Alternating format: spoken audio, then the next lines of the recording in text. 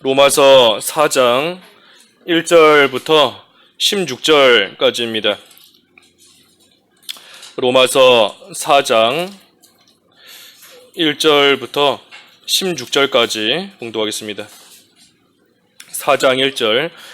그런즉 육신으로 우리 조상인 아브라함이 무엇을 얻었다 하리요? 만일 아브라함이 행위로서 의롭다 하심을 받았으면 자랑할 것이 있으려니와 하나님 앞에서는 없느니라. 성경이 무엇을 말하느냐? 아브라함이 하나님을 믿음에 그것이 그에게 의로 여겨진 바 되었느니라. 일하는 자에게는 그 삭시 은혜로 여겨지지 아니하고 보수로 여겨지거니와 이를 아니할지라도 경건하지 아니한 자를 의롭다 하시는 이를 믿는 자에게는 그의 믿음을 의로 여기시나니 이란 것이 없이 하나님께 의로 여기심을 받는 사람의 복에 대하여 다윗이 말한 바 불법이 사함을 받고 죄가 가려워짐을 받는 사람들은 복이 있고 주께서 그 죄를 인정하지 아니하실 사람은 복이 있도다 함과 같으니라. 그런즉 이 복이 할례자에게나 혹은 무할례자에게도냐? 무릇 우리가 말하기를 아브라함에게는 그 믿음이 의로 여겨졌다 하노라. 그런즉 그것이 어떻게 여겨졌느냐? 할례시냐 무할례시냐? 할례시가 아니요 무할례시니라. 그가 할례의 표를 받은 것은 무할례시의 믿음으로 된 의를 인친 것이니 이는 무할례자로서 믿는 모든 자의 조상이 되어 그들도 의로 여기심을 얻게 하려 하심이라. 또한 할례자의 조상이 되었나니 곧 할례 받을 자에게뿐 아니라 우리 조상 아브라함이 무할례시에 가졌던 믿음의 자취를 따르는 자들에게도 하리나. 아브라함이나 그 후손에게 세상의 상속자가 되리라고 하신 언약은 율법으로 말미암은 것이 아니요 오직 믿음의 의로 말미암은 것이니라. 만일 율법에 속한 자들이 상속자이면 믿음은 헛것이 되고 약속은 파기되었느니라. 율법은 진노를 이루게 하나니 율법이 없는 곳에는 범법도 없으리라. 그러므로 상속자가 되는 그것이 은혜에 속하기 위하여 믿음으로 되나니 이는 그 약속을 그 모든 후손에게 굳게 하려 하심이라. 율법에 속한 자에게 뿐만 아니라 아브라함의 믿음에 속한 자에게도 그러하니 아브라함은 우리 모든 사람의 조상이라. 16절까지 봉독했습니다. 제목은 믿음으로 의인이 된 아브라함입니다. 믿음으로 의인이 된 아브라함. 제목입니다.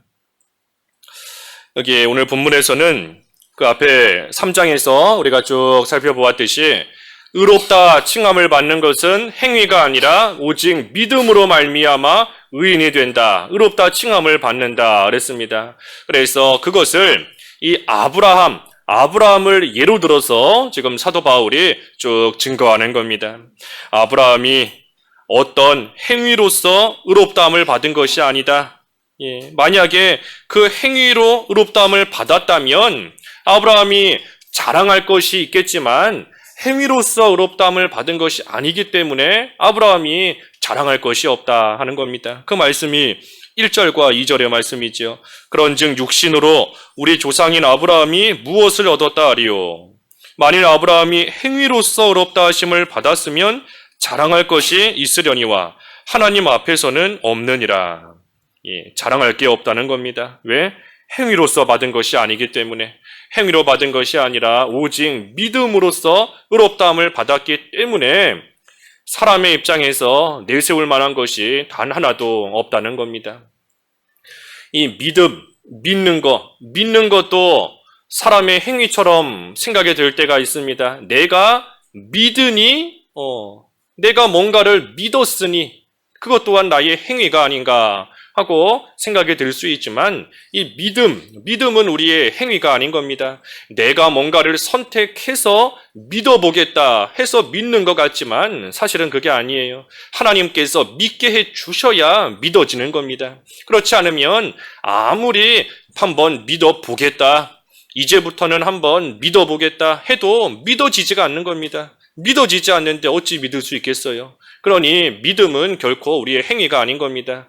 사람이 볼 때에는 내가 내가 선택해서 내가 믿는 것 같지만 사실은 그것이 아니고 하나님께서 믿게 해주셨기 때문에 믿게 된 것이고, 그러니 그 믿음조차도 우리는 내세울 게 없어요. 자랑할 것이 아닌 겁니다. 오직 하나님께서 나에게 선물로 주신 믿음, 또 그 믿음을 통해 구원을 받게 하신 것, 그것을 생각할 때에 그저 기뻐하며 감사할 뿐이지 자랑할 것이 전혀 없는 겁니다. 그래서 3절에 성경이 무엇을 말하느냐? 이 아브라함이 믿음으로써 의롭다함을 받았는데, 그러면 성경이 그에 대해 뭐라 하느냐? 아브라함이 하나님을 믿음에 이것이 그에게 의로 여겨진 바 되었느니라. 아브라함이 믿을 때 의인이 되었는데, 그때 아브라함이 뭐를 믿었는가? 장차 오실 그리스도를 믿은 겁니다. 창세기 15장 5절, 6절 말씀에 우리 여러 번 본 것 같은데, 하늘의 별과 같이 내 자손이 많아질 것이다. 아브라함이 이를 믿음에 의로 여김을 받았다. 하나님께서 그를 의롭게 인정해 주시고 의인이다라고 칭해 주신 겁니다. 그러니 아브라함이 무엇을 믿었는가? 장차. 여기 우리 창세기 15장 그 5절의 말씀은 항상 갈라디아서 3장 16절과 연결시켜야 된다 그랬습니다. 항상 연결시켜서 봐야 돼요. 떼놓을 수 없는 겁니다. 그래서 창세기 15장 5절 아예 그 옆에다가 적어 놓으세요. 갈라디아서 3장 16절. 그래서 갈라디아서 3장 16절에 보면 여기서 말하는 내 자손은 뭐 여러 사람들이 아니라 그리스도를 가리킨다 그랬습니다. 그리스도를 가리킨다. 그렇기 때문에 아브라함에게 내 자손이 하늘의 별과 같이 많아질 것이다 하고 말씀하신 것은 먼저는 너의 자손을 통하여 그리스도께서 오실 것이다. 장차 그리스도께서 오실 것을 예언해 주신 말씀이고, 또 한편으로는 그 그리스도를 믿음으로써 구원받는 자가 하늘의 별과 같이 많아지게 해 주실 것이다 하는 겁니다. 그러니 아브라함이 그것을 믿은 겁니다. 믿을 때에 하나님께서 그것을 의로 여기셨다. 그래서 아브라함이 장차 오실 그리스도, 예수 그리스도를 믿음으로써 의롭다 인정을 받은 것이지, 할례나 율법을 행함으로써 받은 것이 아니다 라는 겁니다. 그래서 본문 4절에도 일하는 자에게는 그 삭시 은혜로 여겨지지 아니하고 보수로 여겨지거니와 그랬습니다. 일하는 자, 일을 한 사람에게 그 삭스를 주는 것, 일한 사람에게 뭐 월급이든 주급이든 또는 뭐 일당이든 주는 것은 은혜로 주는 게 아닌 겁니다. 그 사람이 일했으니까 당연한 것을 주는 거예요. 당연히 일했으니 자기가 일한 그 대가로서 삭스를 받는 게 당연한 겁니다. 하지만 일을 안 했는데도 그러한 자에게 월급을 준다라고 하면 그것은 은혜인 겁니다.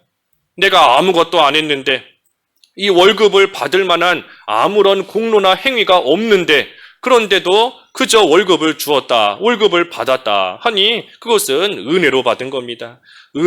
은혜라는 것이 거저주다 하는 거지 않습니까? 거저주신 거. 값없이 거저주시는 게 은혜인 겁니다. 아무 공로나 또 뭔가가 없는데도 그저 거저주시는 거예요. 거저. 그러니 일하지도 않은 자에게 삭슬 주는 거, 그것이 은혜인 겁니다. 그래서 우리가 의롭다함을 받은 것이 하나님의 은혜다 하는 겁니다. 우리에게 아무 공로가 없고 뭔가 구원받거나 의롭다 칭함을 받을 만한 행위가 단 하나도 없는데 그런데도 하나님께서 거저 의롭다 칭해 주셨으니 그것이 하나님의 은혜가 아니고서 무엇인가. 그러니 아까 2절에서도 자랑할 게 없다 그랬습니다. 자랑할 게 없다. 자랑할 게 없다. 그러니 우리는 의인이 된 것을 생각할 때에 자랑하거나 뽐내거나 교만하거나 또는 여전히 죄 가운데 있는 사람 멸시하거나 교만하게 나아갈 그럴 이유가 전혀 없습니다. 우리가 의인이 되었다라고 생각할 때에 우리는 오직 기뻐하며 감사하는 것이 합당한 모습인 겁니다. 내가 의인 된 게 아닌데 하나님께서 나를 의인으로 거저 인정해 주시고 삼아 주셨으니 그것을 생각할 때에 내가 어찌 이 은혜를 받는가 기뻐하는 것이고 감사하는 것이고, 또한 나도 그 은혜를 거저 받았으니 다른 사람에게도 겸손히 그 은혜를 또한 나누어 주는 것이 의인이 된 자로서의 합당하고 올바른 모습인 겁니다. 내가 하나님의 은혜로 의인이 되었다 하는 것을 바로 아는 사람은 겸손해지는 겁니다. 겸손해져요. 내가 하나님께 거저 이것을 받았구나. 겸손해질 수밖에 없게 되는 겁니다. 그리고 그것을 딴 사람에게도 나눠주는 거지요. 그러니 5절에도 이를 아니할지라도 경건하지 아니한 자를 의롭다 하시는 이를 믿는 자에게는 그의 믿음을 의로 여기시나니. 역시 같은 말씀인 겁니다. 경건하지 못하고 죄인인 우린데 그저 믿음 하나만으로 의인이 된 거 하나님의 전적인 은혜다. 은혜다. 내가 내세울 만한 거 하나도 없고 하나님 앞에 잘했으니 이거 보시고 나를 좀 인정해 주십시오 할 만한 것이 우리에게 전혀 없는데, 또 여전히 죄인인데 그러한 우리지만 하나님께서 은혜 가운데 우리를 그저 또 거저 죄인인데 의인으로 삼아 주셨으니 이것이 은혜이다. 은혜다. 그러면서 6절에는 이런 것이 없이 하나님께 의로 여기심을 받는 사람의 복에 대하여 다윗이 말하기를 불법이 사함을 받고 죄가 가리워짐을 받는 사람들은 복이 있고 주께서 그 죄를 인정하지 아니하실 사람은 복이 있도다 함과 같으니라. 믿음으로 의인이 된 사람에게 어떤 복이 있는가? 죄인이기 때문에 영원히 죽게 되었는데, 그런데 예수 그리스도를 이 믿음으로 말미암아 이 모든 죄가 가리워진 거, 그래서 의인으로 인정을 받고 의인이 되었으니 이제는 하늘나라 천국에 갈 수 있게 되었고 하나님의 자녀이자 상속자가 될 수 있게 해주신 거, 그 모든 것이 의인이 된 자에게 주시는 하나님의 복인 겁니다. 한마디로 말하면 죄를 용서해 주신 거예요. 의인이 받는 복이 뭔가? 그 죄가 가리워졌다 그랬는데, 불법을 사함받았다 그랬는데, 또 주께서 그 죄를 인정하지 않으신다 그랬습니다. 죄를 용서받은 겁니다. 죄를 용서받은 거. 그 무엇으로도 씻을 수 없는 그러한 죄를 지었고 또 그러한 죄를 짓기 좋아하는 그러한 우리인데, 그런데 더 이상 죄인으로 취급하지 않으시고 이제는 의인으로 우리를 대해 주시는 겁니다. 이것이 복이에요. 의인으로 대해 주신다. 의인으로 대해 주신다. 의인으로 말 그대로 대해 주시는 겁니다. 의인으로 인정해 주시는 거예요. 우리에게 완전히 죄가 없게, 완전히 죄 없게 해주신 것이 아니라 여전히 죄 지을 때도 있지만 그럼에도 하나님께서 우리의 그 죄를 가려주셔서 죄가 없는 것처럼 여겨주시고 그 죄를 용서해 주셔서 의인의 신분을 가질 수 있게끔 하나님께서 해주신 겁니다. 그래서 의인으로서 대우해 주시는 것이고 그것이 하나님의 복이고, 또 의인된 우리에게 하나님께서 계속해서 복을 주십니다. 그저 의인으로 삼아주시고 끝이 아니라 계속해서 우리에게 은혜와 복을 주세요. 때를 따라 돕는 은혜를, 이때에는 하나님께서 이런 은혜를 주시고 저 때에는 그에 필요한 그러한 은혜와 복을 또 하나님께서 주시고, 하나님이 때를 따라 돕는 은혜를 의인에게 주시는 겁니다. 의인에게. 의롭다 인정을 받은 그러한 자에게 하나님의 은혜와 복을 이 세상 사는 동안에도 계속해서 하나님께서 주시는 겁니다. 그렇기 때문에 9절에도 그런즉 이 복이 할례자에게냐 혹은 무할례자에게도냐, 무릇 우리가 말하기를 아브라함에게는 그 믿음이 의로 여겨졌다 하노라. 10절에 그런즉 그것이 어떻게 여겨졌느냐, 할례시냐 무할례시냐, 할례시가 아니요 무할례시니라. 11절 그가 할례의 표를 받은 것은 무할례시에 믿음으로 된 의를 인친 것이니 이는 무할례자로서 믿는 모든 자의 조상이 되어 그들도 의로 여기심을 얻게 하려 하심이라. 아브라함이 할례를 받은 것이 먼저냐, 의롭다 인정을 받은 것이 먼저냐, 그것을 볼 때에 의롭다 인정을 받은 것이 할례보다 먼저라는 겁니다. 아브라함이 하나님의 약속의 말씀을 믿었을 때 의인으로 인정을 받았습니다. 그리고 나서 할례를 받은 거예요.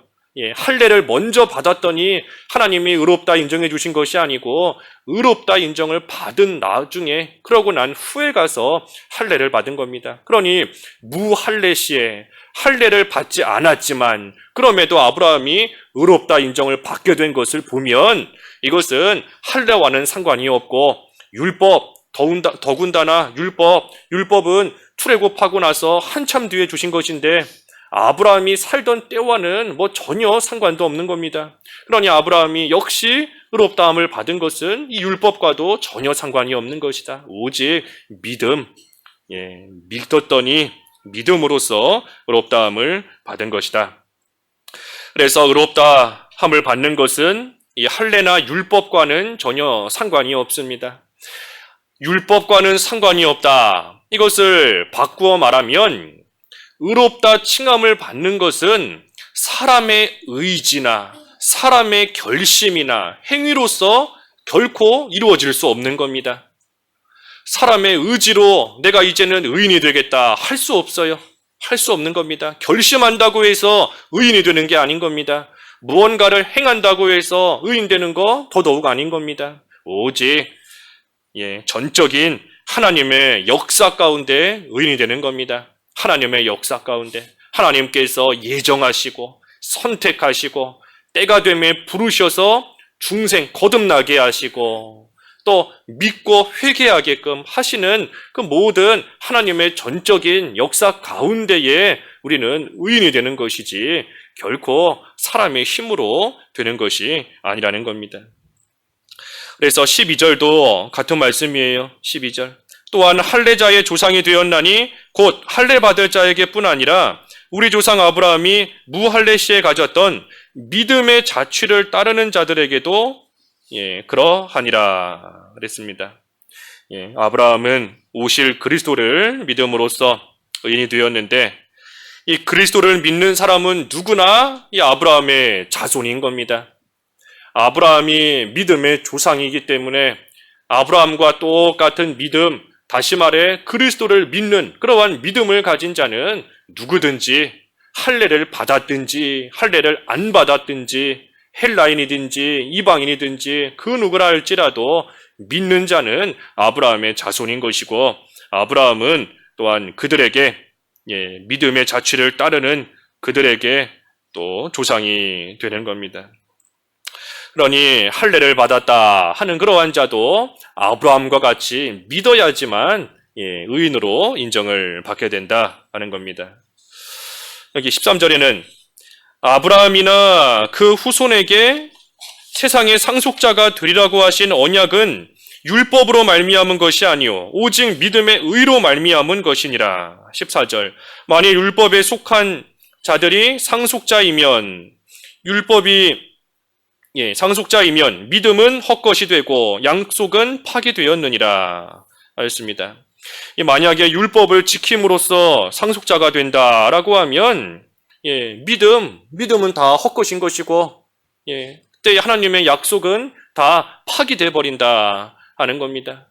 행위로서 하나님의 상속자가 될 수가 없는데 율법을 행해야지만 하나님의 상속자가 된다라고 하면 그것을 행할 수 있는 사람이 없으니 하나님의 약속은 다 파기되고 다 없어져 버리는 것과 똑같이 된다 하는 겁니다. 그래서 하나님께서 우리를 의롭다 칭해 주시는 건데 이 우리를 의롭다 칭해 주시는 그 의미가 무엇인가? 우리가 여러 번 앞에서 지금 계속해서 살펴보고 있지만 하나님이 우리를 의롭다 칭해 주시는 것은 우리의 죄책을 없애주시는 것이 아닙니다. 우리의 모든 죄와 우리의 형벌, 그에 대한 형벌 받는 그 죄책을 하나님이 없애주시는 것이 아니에요. 그것이 의롭다 칭함을 받는 것이 아닌 겁니다. 우리의 모습만 봐도 우리 알지 않습니까? 우리는 믿음으로 의인이 되었지만 여전히 죄짓고 살아갑니다. 하루에도 몇 번씩 여전히 죄 짓고 또 죄 짓다가 하나님의 징계를 받고 하나님의 벌을 받고 그러한 모습으로 살아가고 있어요. 그런데 만약에 의롭다 칭해 주시는 것이 우리의 죄책을 완전히 없애주신 것이다 라고 하면 우리는 더 이상 죄에 안 지어야 됩니다. 더 이상 죄 안 지어야 되고 하나님의 징계를 받을 것도 더 이상 없어야 돼요. 하지만 우리의 삶을 봐도 우리 그렇지 않지 않습니까? 그러니 의롭다 칭함을 받게 해주시는 것은 우리의 죄책을 없애주시는 것이 아니라 여전히 죄인이지만 여전히 죄 가운데 살아가고 죄 짓기를 좋아할 때가 있지만 그럼에도 하나님께서 우리의 그 죄를 용서해 주시고 우리의 그 죄를 가려주시고 예수 그리스도의 의를 우리에게 우리 지난주에 전가 보았지 않습니까? 전가시켜 주셔서 우리를 의롭다 인정해 주신 겁니다. 그러니 우리가 이 칭의에 대해서 바로 알아야 됩니다. 칭의는 법정적인 선포예요. 법정에서 선포하는 것처럼 법정에서 판사가 너는 이제 더 이상 죄인이 아니다 하고 선포하는 것처럼 하나님께서 우리에게 선포해 주시는 겁니다. 너는 이제 죄인이 아니라 의인이다. 그러니 우리가 의인이 되었다. 의인이라는 것을 생각할 때에 두 가지 면을 다 생각해야 됩니다. 두 가지 면. 하나는 법적인 면, 하나는 실제적인 면. 이 두 가지 측면을 우리가 다 생각해야 됩니다. 의인이 되었다. 우리가 법적으로 볼 때, 하나님의 법정에서의 하나님의 법으로 볼 때에는 신분이 변화된 겁니다. 이제는 우리의 신분은 더 이상 죄인이 아니고 더 이상 종이 아니에요. 이제는 우리는 다 의인이고 하나님의 자녀고 하나님의 상속자로서 그 신분이 변화된 겁니다. 법적인 면으로 봤을 때에는 우리는 의인인 겁니다. 의인이에요. 하나님께서 의인으로서 인정해 주신 겁니다. 하지만 조금 전에 증거한 대로 의인으로서 인정을 받은 것이지 하나님께서 우리로 하여금 이제는 더 이상 죄 안 짓게 하신다 하는 그러한 의미가 아닌 겁니다. 하나님이 더 이상 우리로 하여금 예수 믿으니 너는 이제 다시는 죄 안 짓게 해주신다 하는 그러한 의미가 아니에요. 의인이 되었다는 것은 여전히 죄인이지만 그저 신분이 의인이 되었다. 하나님 나라에 들어갈 수 있는 하나님의 백성의 신분을 얻게 해주신 것. 그것이 의인으로서의 이 법적인 면인 겁니다. 실제적인 면은 뭔가? 실제적으로 볼 때는 여전히 우리는 죄인인 겁니다. 여전히 죄인이에요. 그러니 우리는 의인이면서 동시에 죄인인 겁니다. 죄인이면서 또한 신분상으로는 우리는 또한 의인인 거이며. 그러니 우리 예를 들면 그 외국 사람이 이 귀화하지 않습니까? 한국 사람으로 귀화하는 게 있어요. 귀화하는 것과 비슷한 겁니다. 그 귀화한 사람이 법적으로 볼 때에는 신분이 이제는 한국 사람이 된 겁니다.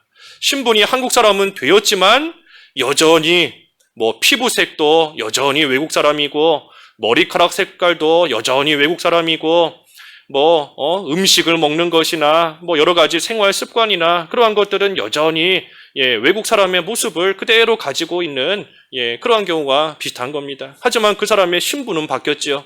법적으로 신분은 한국 사람이 된 겁니다. 그래서 우리의 신분은 의인이지만 우리는 이 세상에서 여전히 의인이 되기 전에 그 모습 살아가기를 좋아하고 또 실제로 죄 짓고 그러다가 하나님께 또 벌 받으며 얻어맞고 그럴 때가 있는 겁니다. 그러니 우리가 의인이라는 것, 이 두 가지 측면을 다 생각해야 됩니다. 그렇기 때문에 우리는 의인이지만 또한 실제적으로는 죄 짓는 그러한 가운데 살아가기 때문에 그렇기 때문에 우리가 이 세상 살아가는 동안 날마다 죄를 회개하고 날마다 하나님께 가까이 나아가고 날마다 예수 그리스도를 닮아가기를 힘쓰는 그러한 생활을 이 세상 사는 동안 우리는 계속해서 해나가야 되는 겁니다. 그것을 가르쳐서 성화라고 하지요. 성화. 거룩하게 되는 겁니다. 성화. 우리는 구원을 이루어간다 라고도 표현하는데 물론 조금 차이가 있긴 하지만 어찌됐든 이 세상 살아가는 동안 우리가 의인의 신분은 가졌지만 완전한 의인이 되지는 못했기 때문에 하나님 앞에 가는 그 순간까지도 우리는 계속해서 성화, 거룩하게 되어져 나아가며 구원을 이루어가는 그 일을 우리는 끊임없이 해야 되는 겁니다. 이 칭의와 성화는 이처럼 다른 것인데 이 칭의와 성화를 딱 합쳐놔 버리면 그게 우리 구원파 되는 겁니다. 구원파는 칭의와 성화를 다 섞어놔 버렸어요. 합해 놓은 겁니다.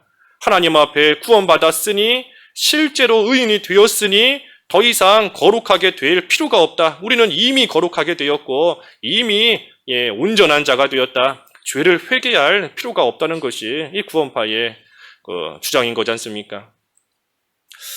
이 이단들, 여러 참 이단들이 많이 있고 우리 마태복음에도 있는 것처럼 이제 예수님의 재림이 가까울수록 이단들이 더 많아질 것이고 내가 예수다 하는 거짓 그리스도 도처에서 막 나타날 겁니다. 지금도 많은데 더 많아질 거예요.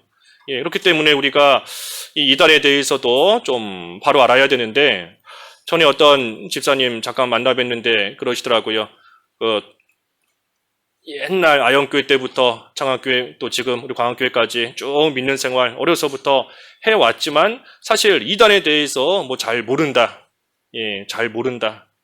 그래서 뭐 이름은 알고 뭐가 있다 하는 거는 알지만 실질적으로 그들이 어떤 뭐 교리적인 주장을 하면 그게 뭐가 잘못됐는지 뭐가 틀렸는지 도저히 모르겠다. 사실 그렇기 때문에 또 속아 넘어가는 겁니다. 잘 모르니 속아 넘어가는 거죠. 그래서 좀 기회가 되면 좀 우리가 이름 알고 있는 그런 몇몇 이단들에 대해서 그 이단의 교리에 대해서 좀 한번 같이 살펴보려고 하는데 이 로마서를 하면서 이 수요 예배 시간에 한번 다루는 게 좋겠는지 아니면은 그 주일날 하는 게 좋겠는지 지금 좀 기도하면서 좀 몇몇 이단들에 대해서 함께 좀 보려고 합니다. 근데 어찌됐든 우리가 다른 이단에 대해서 확실히 잘 모른다 할지라도 뭐가 됐든 우리가 배우고 알고 있는 또 성경에 나와 있는 이 진리라도 우리가 확실하게 붙잡고 있으면 그 안에서 또 우리가 흔들리지 않을 수 있고 또 공격이 들어올 때에 여러 가지 유혹하는 그러한 일들이 생길 때에 또 우리가 속아 넘어가지 않고 중심을 바로잡고 또 지킬 수 있는 겁니다. 그래서 이 로마서가 참 중요한 말씀인 것인데 이 칭의와 성화 우리가 구별해야 됩니다. 칭의는 하나님께서 전적으로 우리로 하여금 의롭다 인정해 주시는 거예요. 인정해 주시는 것이고 성화는 역시 하나님의 은혜 가운데 우리가 이 세상 살아가는 동안 계속해서 의인의 신분에 합당한 삶이 되도록 날마다 회개하는 생활, 날마다 순종하는 생활, 날마다 거룩에서 거룩으로 만들어져 가는 그러한 생활하는 것이 이 성화인 겁니다. 그래서 우리에게는 이 두 가지가 다 필요하고 두 가지가 다 중요한 겁니다. 이 의인대 의와 관련돼서 요즘에 창세기 우리가 또 보고 있는데 사람의 타락. 그 로마 가톨릭 우리 천주교로 많이 알고 있죠. 천주교. 이 천주교는 그 하나님의 형상과 모양을 구별합니다. 하나님의 형상과 모양이 달라요. 우리 창세기 1장에 보면 하나님께서 형상을 따라 모양을 따라 사람을 창조하셨다 그랬는데 형상과 모양을 따라 이것이 천주교에서는 다른 걸로 봅니다. 형상과 모양. 그래서 형상이 뭔가 하면 하나님께서 사람을 처음 창조하실 때에 창조하신 그 상태 하나님께서 하나님의 형상 말 그대로 하나님의 형상대로 창조하신 처음에 창조된 그 자연적인 상태 그것이 이 천주교에서 주장하는 하나님의 형상이에요. 그럼 모양은 뭔가? 하나님께서 사람을 영혼을 창조하시고 육체를 창조하셔서 영혼과 육체가 합쳐져서 온전한 인간이 되게 하셨는데 이 영혼은 좀 쉽게 말하면 합리적이고 깨끗하고 순수하고 고귀하고 좋은 것인데 육체는 그에 비하면 약간 비합리적이고 또 영혼보다는 조금 못한 그러한 것으로서 여기는 겁니다. 그러니 합리적이고 순수한 영혼과 그렇지 못한 육체가 합쳐져서 온전한 사람이 되기 위해서는 그 중간에서 역할하는 뭔가가 있어야 되는 겁니다. 그게 바로 모양이라는 거예요. 예, 그게 모양인 겁니다. 예를 들면 종이와 종이를 붙일 때 풀로서 딱 붙이는 것처럼, 예, 이 모양, 형상은 하나님이 처음에 창조하실 때의 그 상태 그대로인 것이고, 하지만 이 형상대로 창조된 영혼과 육체를 합칠 때에, 예, 영혼은 깨끗하고 좋은데 육체는 그렇지 못하니 이 중간에서 이 두 가지를 잘 연결시키기 위해 필요한 것이 이 모양이다라고 주장하는 겁니다. 모양이다. 그러니 천주교에서는 아담의 죄로 인해서 상실하고 잃어버린 것은 이 모양뿐인 겁니다. 예, 모양뿐이에요. 형상은 그대로 남아있는 겁니다.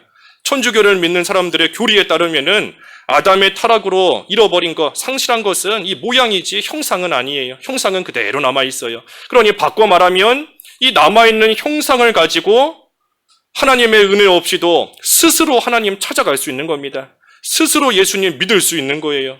아무리 죄를 지은 사람도 남아있는 그 형상으로서 자기가 하나님을 찾아갈 수 있고, 자기가 하나님을 선택할 수 있고, 자기가 예수님을 선택해서 믿을 수 있는 겁니다. 그러면 예수님을 믿는 것과 안 믿는 것에 무슨 차이가 있는가? 예, 예수님을 믿으면 이 잃어버린 모양이 이제는 회복이 되는 겁니다. 예, 모양이 회복이 되는 거예요. 그래서 그 모양이 없을 때에도 예수님을 스스로 찾아갈 수 있었지만, 스스로 예수님 믿을 수 있었지만, 이제는 그 모양이 회복이 됐기 때문에 그것을 통해서 예수님을 더 잘 알아가고 하나님을 더 잘 믿을 수 있다, 예, 하는 것이 이 의와 관련된, 또는 사람의 하나님의 형상, 모양과 관련된 그 천주교의 교리인 겁니다. 그러니 우리와는 완전히 다른 거예요. 예, 다른 겁니다. 우리는 하나님의 형상과 모양은 같은 겁니다. 예, 같은 거고, 아담이 죄 지었을 때 그 형상, 다시 말해 그 모양, 그 자체가 완전히 다 상실되어 버렸어요. 완전히 다 잃어버린 겁니다. 그러니 죄 지은 자 남아있는 게 없기 때문에 스스로 예수님을 믿을 수가 없습니다. 스스로 예수님 믿을 수가 없고, 하나님을 찾을 수가 없고, 하나님을 알 수가 없어요.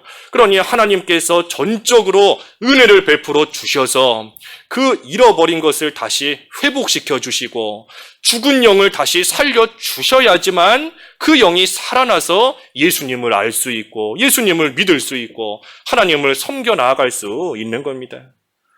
그러니 우리가 믿는 것과 이 천주교에서 믿고 주장하는 것은 완전히 다른 겁니다. 천주교는 지금 예수님 안 믿는 사람들도 자기 속에 남아있는 형상을 가지고, 그 형상이 뭔가 물어보면 그게 바로 양심인 겁니다. 양심. 우리 앞에 로마서 2장에서 보았지 않습니까? 그 율법이 없는 자도 그 양심이 그들에게 율법이 된다. 예, 양심으로서 죄 짓고 지금 예수님 안 믿는 사람도 남아있는 하나님의 형상, 양심을 통해서 얼마든지 구원받을 수 있다는 겁니다. 그러니 천주교가 우리와 비슷한 거 아니냐, 또 개신교가 천주교에서 나왔으니 천주교 믿어도 되는 거 아니냐. 물론 천주교 믿어도 예수를 믿으면, 예수님께서 내 죄를 위해 십자가에 달려 죽으시고 부활하신 십자가와 부활을 믿으면 구원받기는 구원받지요. 예, 하지만 이 세상 살아가는 동안 하나님을 어떻게 섬기는가, 어떻게 성화를 이루어가는가, 그러한 길에 있어서 완전히 다른 길 가는 겁니다. 하나님께 인정받지 못할 그런 잘못된 길 가는 거예요. 우리 좀 지나온 시간 언급해서 그렇긴 하지만, 우리 2년 전에 교회가 세워지고 오면서 이제 참 상처받은 사람들이 많이 있지 않습니까? 예, 많이 있다 보니 교회를 떠난 사람들은 비일비재하고, 교단을 떠난 사람도 있는가 하면 어떤 사람들은, 어떤 가정은 천주교로 갔다고 하더라고요. 예, 개신교 자체에 대해서 회의를 느끼고 아예 천주교 믿겠다, 이제부터는. 예, 천주교로 넘어간 그러한 가정도 있다고 그래요.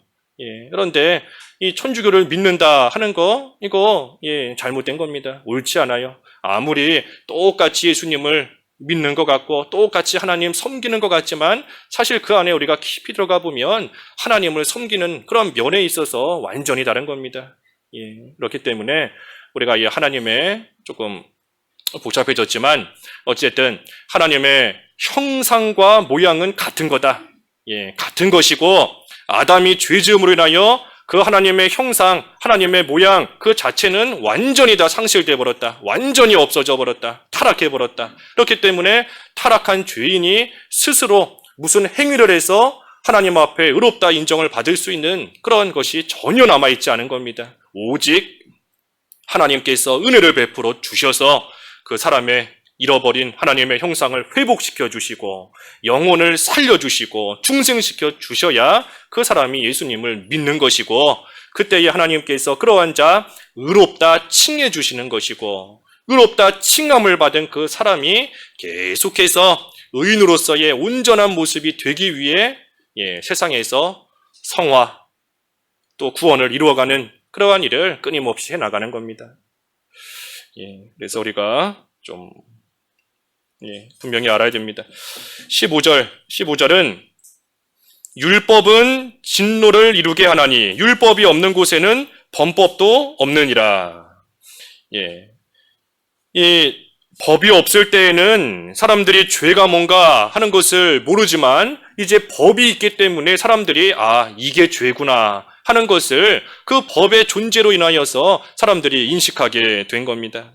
그런데 문제는 율법으로서 하나님께서 범법 행위, 그 죄를, 법을 어기는 그러한 행위를 이제 금하신 것인데, 하나님이 율법으로 이게 죄다, 이거 하면 안 된다 하고 하나님이 정해주셨는데, 사람이 타락하고 악해졌기 때문에 하나님이 하지 말라 하니까 더 하는 겁니다. 사람이 타락했기 때문에 하지 말라고 하면 더 하게 되어 있어요. 더 하고 싶어지고, 그런 거 있잖아요. 어린아이들, 우리 신득이도 그랬지만, 코에다가 콩 집어넣으면 안 된다 하면 더 집어넣는다 그러잖아요. 하지 말라고 하니까 더 궁금하고, 더 해보고 싶고, 그런 마음이 생겨서 막 더 하는 겁니다. 그러다가 큰일 당하는 거죠. 사람이 다 이 본성 자체가 타락했기 때문에 하나님께서 율법을 통해 이게 죄다 하고 알려주시고 하면 안 된다 하시는데 더 하고 싶어지는 겁니다. 그렇기 때문에 여기 율법이 진노를 이루게 한다. 율법이 하나님의 진노를 이루게 한다 하는 겁니다. 하나님의 진노를 더욱더 많게 하는 겁니다. 그러니 율법은 사람을 의롭게 하는 것이 아니고 더욱더 죄가 많아지게끔 더욱더 죄를 짓게 하는 것인데, 이것은 율법이 악하기 때문이 아니라 사람이 악하기 때문이에요. 하나님이 정해주신 율법이 뭔가 잘못됐기 때문이 아니라 사람이 타락했고 사람이 악하기 때문에 그 율법으로 인해서 더 죄를 짓고 죄가 더 많아지고, 그래서 하나님의 진노가 더 많아지게 된다 하는 겁니다. 그러니 결론적으로 16절에 그러므로 상속자가 되는 그것이 은혜에 속하기 위하여 믿음으로 되나니 이는 그 약속을 그 모든 후손에게 굳게 하려 하심이라. 율법에 속한 자에게 뿐만 아니라 아브라함의 믿음에 속한 자에게도 그러하니 아브라함은 우리 모든 사람의 조상이라. 율법을 지켜서 상속자가 된다라고 한다면 이 사람이 율법을 다 지킬 수가 없기 때문에 하나님의 상속자가 되게 해주신다는 그 약속은 이루어질 수가 없다는 겁니다. 아까 앞에 14절에서도 그랬죠. 율법에 속한 자들이 만약에 상속자라면 약속은 파기되었다. 약속은 파기되었다. 지킬 수 없는 그러한 일인데, 행할 수 없는 일인데 하나님의 약속이 이루어질 수가 없는 겁니다. 그러니 우리가 상속자가 된 것이나 모든 것, 의인이 된 것이나 믿음으로 된 것이고, 믿음으로서만 이 하나님의 약속을 굳게 하고 그 약속을 또한 확실하게 한다 하는 겁니다. 그래서 그것은 율법에 속한 자에게 뿐만 아니라, 다시 말해 율법에 속해서 할례를 받은 유대인이나 또는 그렇지 않은 이방인이나 누구든지 아브라함은 우리 모든 사람의 조상이라 그랬으니 아브라함처럼 믿기만 하면 하나님의 약속에 참여할 수 있는 것이고 하나님의 유업을 상속받는 그러한 상속자가 된다 하는 겁니다. 그래서 여러 말씀들이 있지만 중요한 것은 믿음으로 의롭다함을 받는다 하는 겁니다. 믿음으로 의롭다함을 받는다. 그러면 끝으로 믿음으로 의롭다함을 받았는데 의인의 신분을 가졌는데 그러면 우리가 그에 합당한 삶이 어떤 삶인가? 우리 앞에서 쭉 본 대로입니다. 의인으로서의 합당한 삶이 뭔가? 먼저는 겸손한 생활입니다. 겸손한 생활. 아까 2절에 그랬죠. 2절에 하나님 앞에 자랑할 것이 없다. 너의 행위로 의롭다함을 받은 게 아니니 자랑할 것이 없다. 그러니 우리가 의인으로서의 합당한 생활이 뭔가? 겸손한 생활인 겁니다. 겸손한 생활. 하나님의 은혜를 생각하면서 감사하는 거예요. 겸손한 생활. 그리고 두 번째는 뭔가? 믿음의 발자취를 따르는 겁니다. 아까 12절에 그랬죠. 12절 끝부분에 믿음의 자취를 따르는 자들에게도 그러하니라 그랬습니다. 앞서간 신앙의 선진들의 그 믿음의 발자취를 우리가 잘 따라가는 것, 그것이 또한 의인으로서의 합당한 생활이 되는 겁니다. 그래서 그 믿음의 발자취가 뭔가? 그게 이제 우리 다음 주에 보겠지만 여기 17절 이하부터 그 아브라함의 믿음의 모습인 겁니다. 그러니 그러한 아브라함의 믿음의 발자취, 모세의 믿음의 발자취, 사도 바울의 믿음의 발자취, 그들의 믿음의 발자취를 잘 따라가는 것이 의인으로서의 합당한 생활이고, 마지막 세 번째는 이 율법, 하나님의 계명을 잘 지키는 겁니다. 하나님의 계명을 잘 지키는 것이 의인으로서의 합당한 생활이에요. 우리 지난주에 율법을 주신 세 가지 목적, 율법의 용도 세 가지 보았지요. 그 중에 세 번째가 삶의 규범으로서 주셨다 그랬습니다. 삶의 규범으로 주셨다. 그러니 오늘날 우리는 오늘날이 아니라 모든 하나님의 택한 백성들이 율법을 지킴으로써 구원받는 것이 아니지만 구원받은 자로서 율법, 하나님의 계명을 잘 지킴으로써 그 의인으로서의 올바른 모습으로 살아가게끔 하나님께서 삶의 규범으로서 오늘날 우리에게는 율법을 주신 겁니다. 그러니 우리가 하나님의 그 율법, 오늘날 주시는 계명, 성경 말씀, 이것을 우리가 잘 지키며 순종하는 생활이 의인으로서의 합당한 생활의 모습인 겁니다. 그래서 우리는 믿음으로 의롭다함을 받았습니다. 믿음으로. 하지만 그 믿음조차도 하나님이 우리에게 주신 은혜이고 선물이에요. 그러니 우리는 그것을 생각할 때에 늘 하나님 앞에 겸손히 하나님의 계명을 지키며 앞서간 많은 신앙의 선진들의 그 발자취를 따라가는 그러한 생활을 우리가 잘할 때에 하나님 앞에서 옳다 인정을 받는 의인으로서의 올바르고 합당한 그러한 생활이 다 되는 겁니다. 기도하겠습니다. 하나님 아버지, 되지 못한 저희를 하나님께서 말할 수 없는 은혜 베풀어 주셔서 믿음을 선물로 주시고 그 믿음으로 말미암아 의롭다 칭함을 받게 하셨사오니 하나님 아버지 감사합니다. 그것을 생각할 때에 자랑할 것이 없는 줄 알고 하나님 앞에서 또 사람 앞에서 항상 겸손하게 하나님이 주신 모든 말씀들 잘 지켜 행하고 또 우리 앞서간 많은 신앙의 선진들의 그 믿음의 발자취를 따라감으로써 저희들 또한 하나님 앞에 옳다 인정을 끝까지 잘 받을 수 있는 그러한 생활 모습이 되어야 되겠사오니 하나님께서 앞으로도 은혜를 베풀어 주시고 저희들에게 믿음을 더하여 주시옵소서. 예수님의 이름으로 기도하옵나이다. 아멘.